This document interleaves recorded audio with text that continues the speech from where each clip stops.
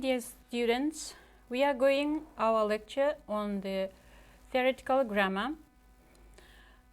If you know, before we have the lecture on the practical lessons, also on the practical grammar, when we get acquainted with the structures of the sentences and the structures, different kinds of how to make the sentences, phrases, and so on.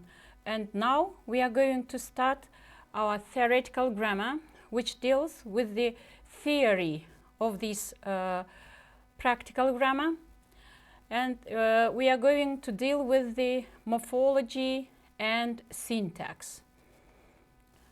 Grammar elements, as you know, consists of, first of all, the sentences, classification of sentences.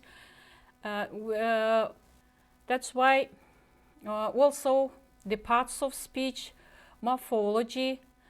Morphology studies the structure of the words, and classification of parts of speech, types of the members of the sentences, plural forms, how to make the plural form, different kinds of categories, grammatical categories of parts of speech. The main task is the semantic structure of the words, semantic structure of the sentences, and we should make our thought clearly to make the sentences so good, so clear.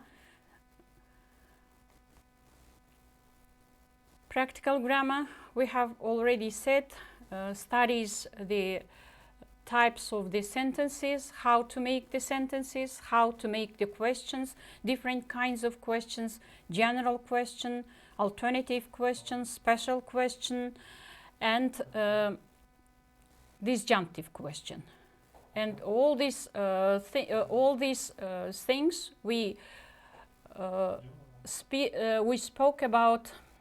spoke in the practical grammar.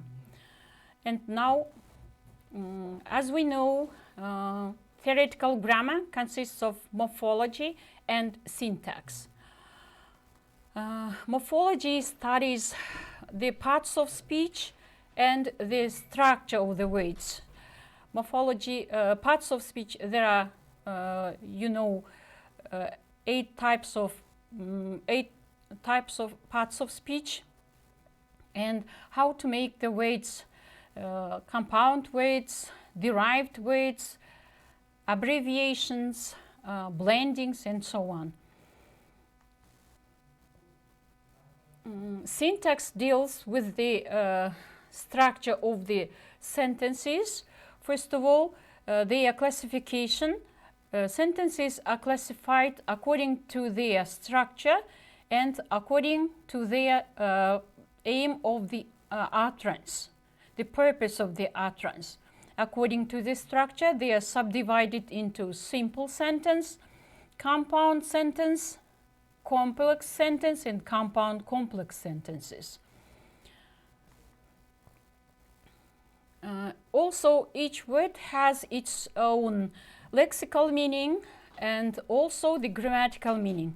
When we speak about the lexical meaning which is given in the dictionary. This is the lexical meaning. What about the grammatical meaning? These words we use not isolated, we use in the sentences, and it is given in the sentence, whether it is in the past tense, whether it is in the present tense, and what kind of prepositions we should use, and what kind of endings we should use, or whether it is regular noun or irregular noun. It depends on this lexical and grammatical meaning of the words.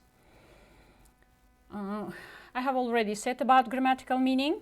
Yeah, when it is each part of speech has its own grammatical categories.